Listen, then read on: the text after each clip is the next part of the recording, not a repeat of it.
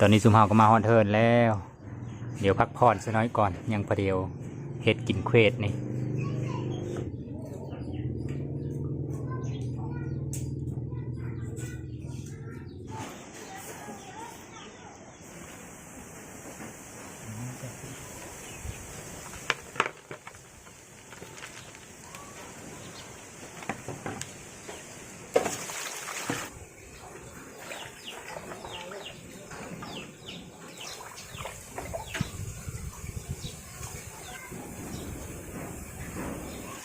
ตอนนี้เต็มค้างหม้อ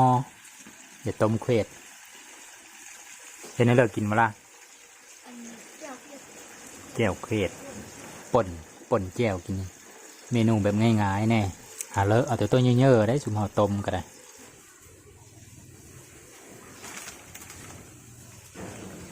คือกระเปงโนนี่ต้องเสิร์ฟได้ต้มกัน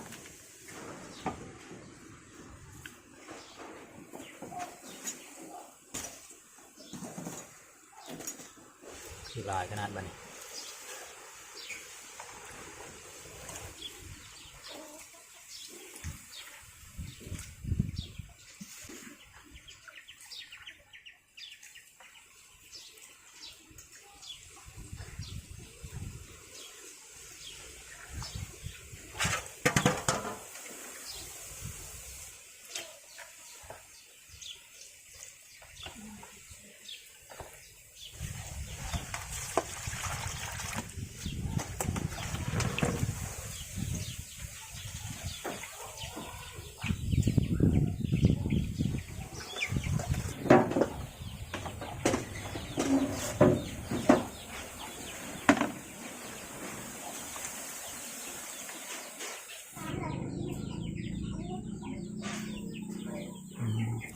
สบายดีไหมน้องแตนสบายดีเด้อพ่อแม่พี่น้องเด้อส่องเพิ่นกะจากผู้ติดตามเท่าเลยระบุนี่ติดตาม 5,000 ปลายแล้วน้อย5,000 ปลายแล้ว 5,000 ปลายแล้วเอาคลิปเพิ่นลงมานี่มื้อนี้นะหาปลาเมื่อวานนี้มื้อนี้นะแต่ว่าเดี๋ยวเอาลงมื้ออื่นเนี่ยบ่ทันไปตอนแรกตอนแรกยังไปนะคลิปหาปลามั้งที่หาปลาได้ลายบ่หั่นได้หลายได้ปลาหวานนี่ทำที่จันสิโอ้ปลาพายก็มีหน้าตองจักเธอนะตองอู้อันไหลเท่าเดียวนึงเลยดอกมันชาวบ้านเขาตอกเนาะเรื่องหลายนะแต่พอจะคิดว่ามันไปมันต้องย่างอยู่มื้อนี้เรามาถ่ายลูกสาวเพิ่นพ่อแม่พี่น้องเอ้ยแม่พอจะไปนั่นแล้วนี่แม่เพิ่นละเฮ็ด YouTube นำจนได้เงินได้คำจนผ่านกดแล้วเรียบร้อยแล้วล่ะซ่องแนวเลิกว่าซ่องนะซ่องแม่น้องแตนซื้อน้องแตนแล้วซื้อแม่น้องแตนซื้อซ่องอ๋อซื้อซ่องว่าแม่น้องแตนเนาะขันดอกเพลเยอะไปติดตามเพื่อกำลังเจอแม่ของน้องแตนก็สามารถไปตามที่ระเบาะนี่เด้อแม่น้องแตนเป็นภาษาไทยเนาะตอนนี้กำลังเฝ้ามออยู่รอเขาเควสซุกเดี๋ยวถามน้องแตนก็น้องแตนนะมีซื้อจากซื้อว่าคือบางคนก็นึงบางคนก็นึงมาตามทางเห็นเขาทักว่าในเลิกว่าซื้อตัวนึงนั่นนะก้อยต้อยสต้อยคือได้ซื้อ2ซื้อจะแตนต้อยแตนต้อยโอ้เอาทั้ง2เลยซื้อแบบเฮาเห็นได้จ้ะไผ่ทอนโอ้ซื้อหมอนอยู่ตัวจ้ะตอนนี้เห็นมอเลอร์แล้วล่ะเห็นมอหนึ่งล่ะหอนมอหนึ่งเสียงแล้วบ่นี่หอนละอ๋อมอหนึ่งบ่โอ้คันท่าเห็นอยู่มอเลอร์แล้วจะปีนี้มอหนึ่งปีนี้ก็มีอ้อตามปีเลยโอ้หากก็อ้อบ่จ้ะอ๋อแล้วก็ไปทำงานสิเลยอยู่เองเฮ็ดงานเพราะอยู่เองนะร้านอาหารโอ้ได้เงินเดินลายไปเติบบ่2 ล้านนี่ได้2 ล้านพวกอยู่เวลาเงินเดินซะเนาะโอเคอยู่เนาะบัดได้เงินแล้วก็ฝากมาให้แม่นำบ่หรือว่าเก็บเองหมดเก็บเองหมดไปจักเดินยังได้มาล่ะจ้ะไปเดือนนึงแล้วก็มาแจกเขาโอ้พอเฒ่าเพิ่นเสตะหึงเติบแล้วหากระแจกนั้นบ่แม่นตอนนี้อายุ10เท่าไหร่ล่ะ12เอ้า12นึงบ่จ้ะแม่นอยู่บ่แม่เอาเลยแม่เราแม่น12บัดเยอะนี่จะเป็นสาวคักล่ะ12 ปีนี่จ้ะคิดว่า15 16แล้วได้มีแม่นเนาะเราเยอะแต่กระโตแล้วซื้อสะอายุยังน้อยอยู่ จนไปทำงานฮอดเวียงจันทน์ล่ะบัดไทยได้สักกะจะไปอยู่บ่คือจะไปอยู่บ่ล่ะ แม่ถ้าแม่เฮ้แม่เอ็ดบัตรกูเลย เฮออายุถึงผู้น้อง แม่ ยังหลายปีอยู่ซะขันทาพ่อแม่พี่น้องยังอย่าเบิ่งน้องแตนหรือว่าน้องต้อยอยู่น้องก้อยเฮ้ยก้อยได้เนาะ แต่น้องมันต้อย ต้อยขันทาFC ผู้เลยอย่าเบิ่งน้องต้อยอยู่กะเดี๋ยวสิมาถ่ายให้เบิ่งเพราะว่าเรากว่าเราไปทำงานก็เฮิงอยู่เนาะอายุครบพุ่นอายุเรายังบ่ทันฮอดขันทาอายุครบ18พุ่นแล้วยังได้เฮ็ดบัตรไปไทยก็ได้แล้วก็อย่าลืมไปติดตามช่องแม่น้องแตนนำเด้อเพราะว่าบางเทอเราก็อ้อช่องน้ำแม่เรากะ FC ก็จะได้เห็นเราอยู่ในช่องแม่เราหั่นละแต่คอยกับคันถ้า FC เฮ้อความสนเจอกับซีนีมาไทยเฮ้อพ่อแม่พี่น้องเบิ่งดูนี่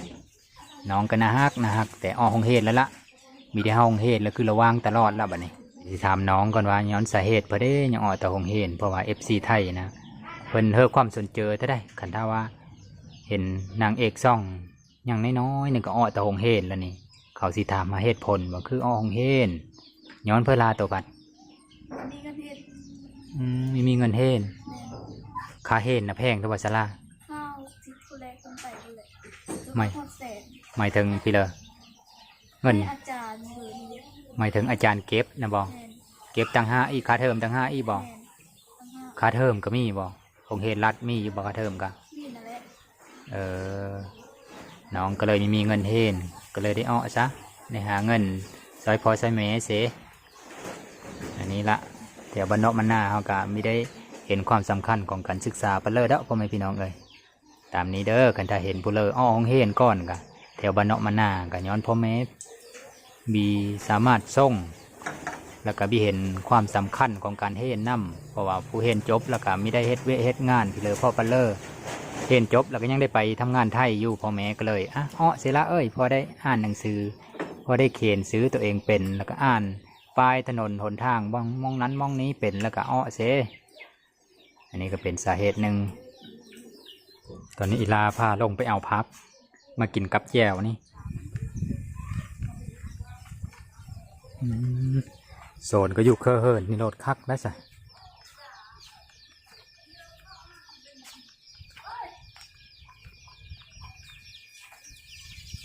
บ่อนเขาไปตักน้ำสงแรงๆหรือว่าสงเสาๆมองนั้นละน้ำสร้างถอเอาไม้เห็ดที่พ่อบ้านดองมาถ่ายดูๆก็มองนั้นละมาถ่ายสาวๆตักน้ำ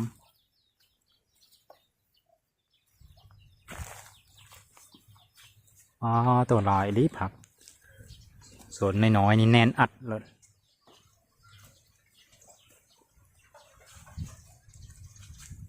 เอาพักนี่บ่ล่ะ พัก เขาเอิ้นพักเพื่อนี่นะ พักอัน อากาศไปเลย กัดส้ม อากาศซ้อมระวังได้มันซ้อมเบิ่งเฮาอยู่ได้ผู้เลิกปูสลานี่ แม่ แม่เราปูน้องก้อยเฮาน่าฮักกะลีในผิวก็ดีแล้วกะมาแต่เวียงจันทน์ไปเดินเดียวนึงไปทำงานกะ ได้สิห้าเดือ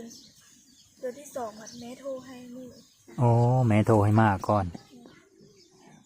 มางานแจกเรามีลูกสาวผู้เดียวแม่นบ่ แม่ เราก็เลยให้ผู้นี้เลยมาซอยเวทซอยงาน งานแจกก็ต้องมีธุระหลายอย่างเติบเด้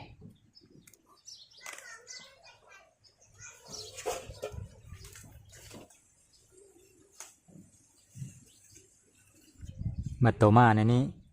มีได้หาเงินรายได้มีแล้วบัดอย่าซื้อขนมหรือว่าซื้อบัตรเติมเงินเฮ็ดในเลยสละ เธอกับแม่ให้ โอ้ เดี๋ยวนี้แม่เติมให้เดือนให้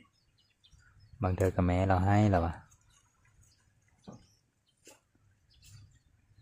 หารายได้ในเลยจากคันธมาอยู่บ้านเฮามีอยู่บ่แนวหารายได้ เป็นต้นขาย โอ้ทออาศัยต้องเป็นต้นนั่นแหละคนเป็นต้นผู้เลอมีส่วนเป็นต้นกว้างกะโอเคแน่มีดินหลายก็ได้ปลูกมันต้นหลาย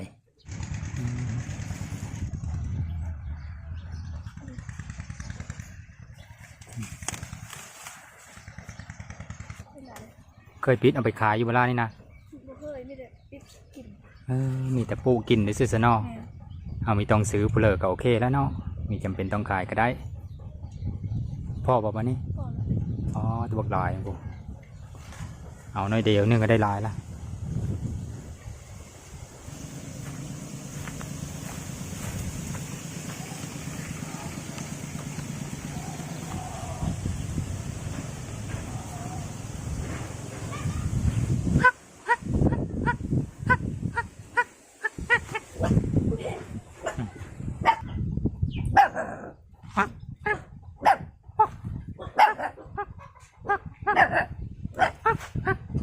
ทางการเหยอะดีเนาะ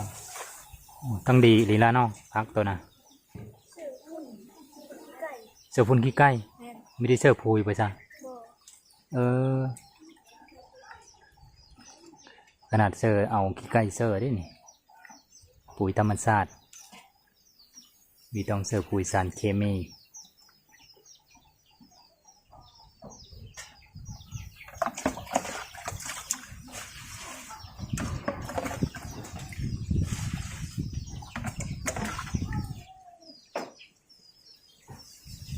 บรรยากาศดีดีเฮิรนเราก็ได้ อยู่เคยท้องหน้านี่กันถ้าเราดูเฮ็ดให้เฮ็ดหน้านี่เข้าเขียวทุทุ่มอยู่แล้วนี่ดีต่อสุขภาพจิตโอ้แนมไปท้องให้ท้องหน้าก็เขียวทุทุ่มอยู่แล้วเราดูเฮ็ดหน้านี่เคยจะสุกแล้วบ่มาล่ะหมู่ตัวได้สามีบอกผู้อ้อองเห็น บ่มี รุ่นเดียวกันนี่มีบ่ บ่มีแต่เฮาเนี่ยองเพลง เอ้ามีตัวผู้เดียวแล้ว แม่น ขึ้นฮอนหมู่อยู่บ่วันนี้ นี่ทนนั่นแหละ เออ องเพลงน่ะ อย่าไปองเห็นอยู่แล้วเนาะ แม่น แต่เฮาปันอ้อแล้วมีเฮาอีกแล้วเนาะคันถ้าสมมุติว่ามีผู้ส่งเห็นได้ซะ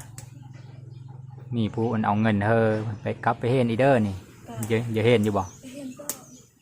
เพราะว่าเฮากะหากะอ้อเนาะ แม่น อายุก็12 ปีนึงคืออย่าเห็นฮอดเซอร์ในเจอนะ จบม .7 พุ่นแหละ โอ้เอาจบมัธยมปลายเลย ในเจอนะแต่ว่าทางครอบครัวมีสามารถส่งต่อได้ก็เลยอ้อเซแล้วก็ได้หาไปเลยจับหน่อยนะเลยบองนั่นหอนไปโทษยันในทีมตูมเนี่ยนี่พนักขกก็เล่นๆเดียวโลดนะเลิกเอาเพื่อจะได้แบบเลิกนี่งานน้อยงานใหญ่เหมาะกับทุเลอะได้หมดครับกะลิเหินเราสุกแล้วตอนนี้เริ่มป่นเริ่มแจวได้ป่ะเนี่ย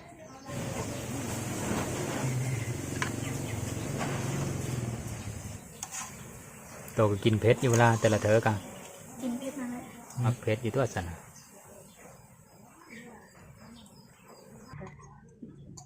บางคนก็เอินแตนต้อย ซื้อต้อยซื้อหนึ่งล่ะคันถ้าว่าแตนตอดเสือง่ายละอันนั้นจะจำง่ายกว่าแตนตอดน่ะ ซื้อเลี้ยงลูกเลี้ยงก่อนค่ะเพื่อนต้อยเพื่อนเต็มเพื่อนเต็ม แม่ไม่ได้ตั้งเขาบ่ต้อยนะตัวเริ่มแม่ตั้งเขาสแตนบอก ไม่ชอบ ไผ่ทอน เขาเอิ้นไม่รู้ เขาหลุดบีเอิญนำที่น้อง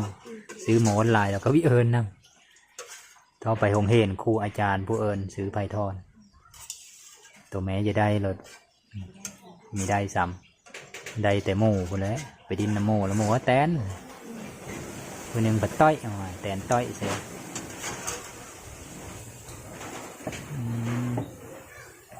มาคุยต้มล่ะตำแห้งดีได้เน้องอย่ามันกะลีกอย่ามันฟงสตาเห็ดหมุนๆอันนี้มันก็สามารถแล่ได้มันคุยดิบเด้กันถ้าต้มมันก็อ่อนๆ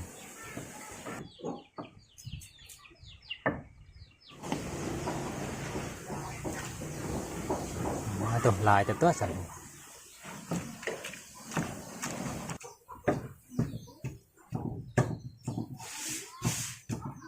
เน้นตำแจวเลยตำแจวพงแล้วตำไว้ได้ แบบนี้ต้องระวังค่อยๆตำคือน้องเฮ็ดนี่ละนี่ติบเข้ากระบุงอีผู้เลิกเป็นผู้สารนั่นนะยันมีคนสารยันว่าอยู่เฮิร์นนี่เป็นสามใช่ดอก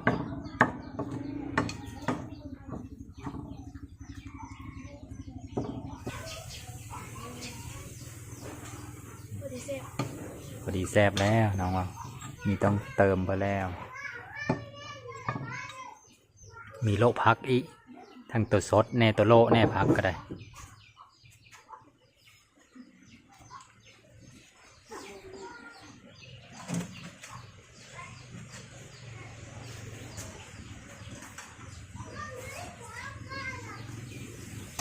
สาว12 ปีได้พ่อแม่พี่น้องเนี่ย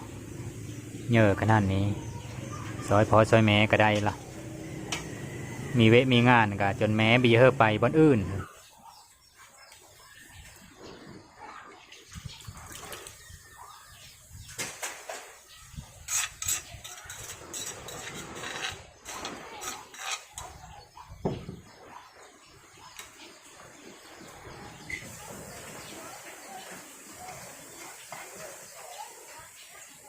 ก็หล่นอีบอกหรือว่าโหยหน้าไปนี่เลยเป็นแต่แสบแล้วผมไม่มีน้องเอ้ย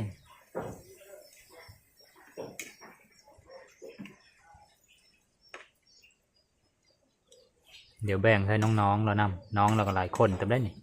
จะคนเวลาน้องตัวนะ 3 คน โอ้ผู้ชายทั้งมาโลด ผู้ชายผู้ชาย2ผู้หญิง3 อ้าย 2 น้อง3อ้าย2น้อง3 คนอ้าย2 คนโอ้5-6 คนเมื่อทั้งหมด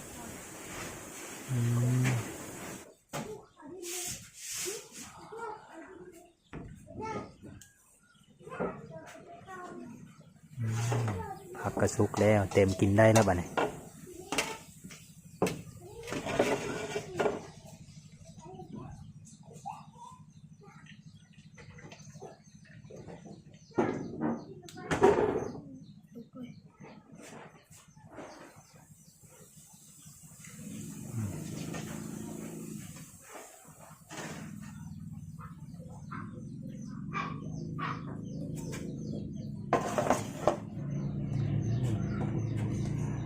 ครับ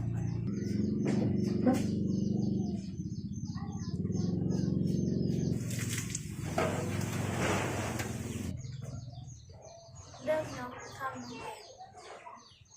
แอน เด้อน้องแตนโสดแล้วเด้อกินข้าวเทียงน้ำเดียวเด้ออยู่บ้านเวียงน้อยเมืองอัศพรแกงสวรรณเขตพิละหรือว่าบ้านเวียงไส้แซ่บขนาดบ่ล่ะเดี๋ยวเสนอข้อการกินข้าวน้ำน้องปนเควดจีน่ากับเควดหลังค่ำข้าวก็2 ติ๊บผู้ติ๊บนี้อีกน้ำหนักตัวได้สลาตัวเลอ 30 บาท มีฮอต40บอก บ่ฮอด ตัวใหญ่ที่สุดน้องความสูงเนี่ยตัวเลอจ้ะ 150 เมตรโอเคได้อายุ12 ปีหนึ่งใหญ่ได้ขนาดนี้นะให้น้องเป็นกินข้าวซะ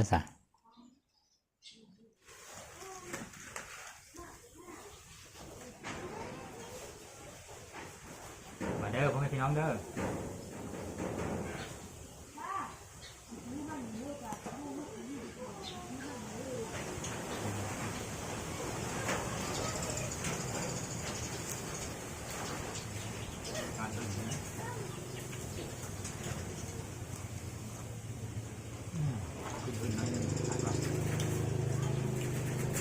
ก้อยกับคอตัวกินข้าวน้ำน้องแตนก่อนเด้อวันนี้เด้อน้องก็เอาห้องเฮ็ดแล้วตอนนี้ก็ได้แล้วก็มีค่อยได้ไปหาเงินละอยู่น้ำแม่ทรงนี้ก็ได้คันทาผู้เลอเมตตาน้องก็สามารถสนับสนุนน้องได้เด้อเอาเป็นว่าคลิปนี้ก็ซ้ำนี้ละเดี๋ยวขอขอบอกกับเจอนะมัดทุกคนที่ติดตามรับชมตั้งแต่ต้นจนจบก็ได้เดี๋ยวคลิปหน้าพอได้ไหมเด้อ